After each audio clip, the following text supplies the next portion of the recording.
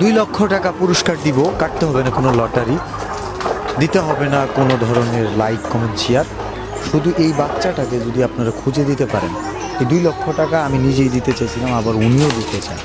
কেন দিতে চায়? কারণ জান্নাতের টুকরা ওনার জীবন থেকে নিখোঁজ প্রায় 2 মাস ধরে। ওনার বাচ্চা, এই বাচ্চাটাকে খোঁজার জন্য মরিয়া হয়ে কোথাও বাকি রাখেনি। র্যাবের কাছে গেছে, হ্যাঁ পুলিশের কাছে গেছে, হ্যাঁ পুলিশের কাছে গেছি। আর কোথায় কবিরাজের কাছে গেছে। কবিরাজের কাছে গেছি, এর কাছে যাই তো আর গায়ে গেছি।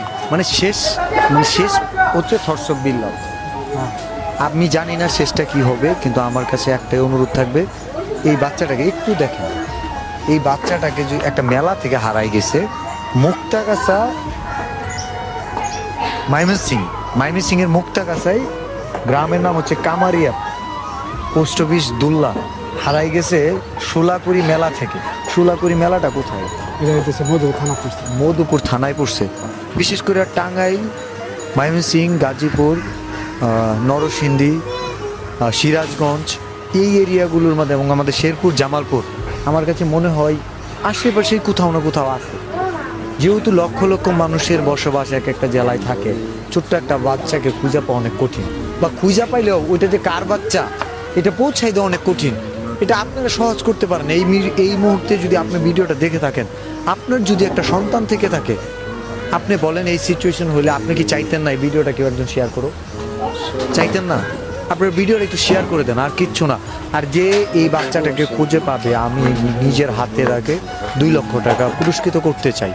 আর যদি এমন হয়ে যায় এই বাচ্চাটা অনেক দামে কেউ বিক্রি করে দিছে বা কিনে ফেলছেন, আপনি যত দামেই কিনছেন তার চেয়ে বেশি দামে আমি আপনার কাছ থেকে কিনে নিতে চাই, ওনার সন্তানটা ওনাকে ফেরত দিতে চাই।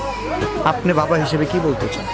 আপনি যা বলছেন আমি আরো অনেক খুশি। আরো আমার শরীরের রক্ত তার প্রতিদান আমি দিয়ে দেবো। আমার যা চাবো আমার কাছে। লাস্ট 2 মাস ধরে ঘুমায় না, মানে ওনার সবকিছু বলতেছে হারাম হয়ে গেছে। সব হারাম হয়ে গেছে।